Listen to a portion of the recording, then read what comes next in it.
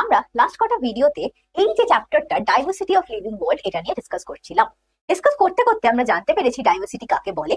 আমরা শিখেও গেছি যে ডাইভার্সিটি বলতে গেলে এই যে লিভিং ওয়ার্ল্ডস এর এত ভ্যারাইটি, সেটা একটা মাইক্রোস্কোপিক অর্গানিজম হতে পারে, ব্যাকটেরিয়া, বা আমার মতন একটা মানুষ হতে পারে। আবার তুমি একটা আরশোলার এক্সাম্পলও নিতে পারো।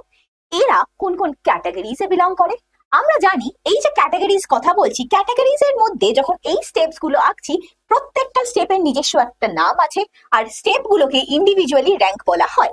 আমরা এত কিছু এই চ্যাপ্টারটা থেকে অলরেডি জেনে গেছি। আমরা যখন এটা জেনেছি, তার সাথে একটা খুব সুন্দর জিনিস জেনেছিলাম।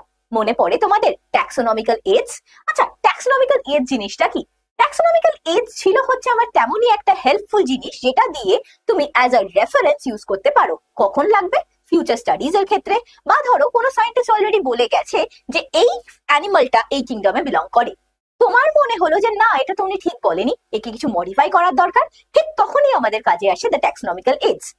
এই ট্যাক্সোনমিক্যাল এজ এর মধ্যে আমরা লাস্ট যেটা শিখেছিলাম সেটা হচ্ছে একটা